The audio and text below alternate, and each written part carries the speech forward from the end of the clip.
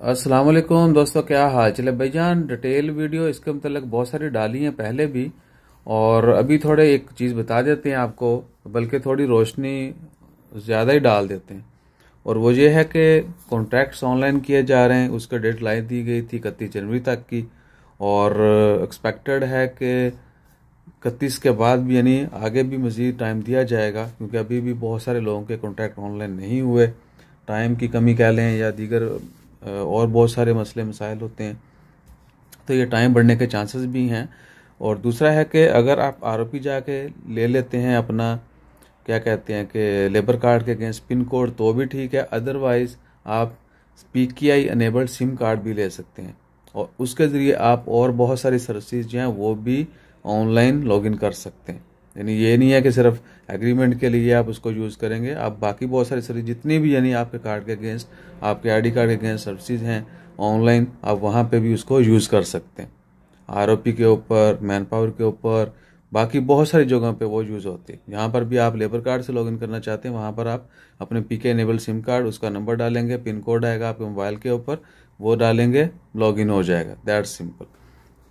तो उसका तरीका क्या है कि आप मार्टल या ओरिडो के ऑफिस जाएंगे, वहाँ पे जाके आप PK एनेबल सिम कार्ड ले सकते हैं, और उसकी एक्टिवेशन के लिए या तो खुद कार्ड रीडर में डाल के कीजिए, या फिर सनद ऑफिस जाके भी आप फर्स्ट टाइम उसको एक्टिवेट करवा सकते हैं। वो एक दफ़ा ही एक्टिवेशन होगी उसकी, उसके बाद आप वो नंबर जो आपका किसी नंबर जो है वो यूज़ कर सकते हैं।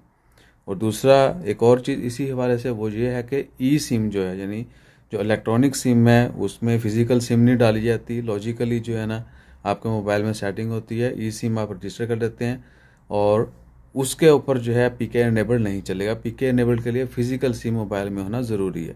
ये थोड़ी सी लॉजिकल बात है, जितने दोस्तों को समझ आए ठीक है, वरना हर बंदे की लिए ज़रूरी नहीं है इस चीज़ को समझना, इसके ऊपर अमल करना। ई सिम जो यूज़ करते हैं उनको डेफिनेटली इस चीज़ का पता चल चुका होगा। और उसके बाद क्या है कि आप ऑनलाइन जितनी भी सर्विसेज हैं वो ई सिम के ज़रिए भी आसानी से जो है कभी भी कहीं पर भी लॉगिन कर सकते हैं, क्योंकि आपके पास सिम है, आपने नंबर डालना है लॉगिन के लिए, और पिन कोड आपको आना है, आपने वो यूज़ कर लेना। That's all. और जिन लोगों को जो है क्या कहते हैं कि सिर्फ वन टाइम ज़रूरत है, इन्होंने सिर्फ लेबर अपना जो कॉन्ट्रैक्ट है मैन पावर पोर्टल के ऊपर, वेबसाइट के ऊपर वो वेरीफाई करना है, तो वो मेरे ख्याल से उनके लिए आसान रहेगा कि वो सिर्फ आरओपी से ही पिन कोड ले लें।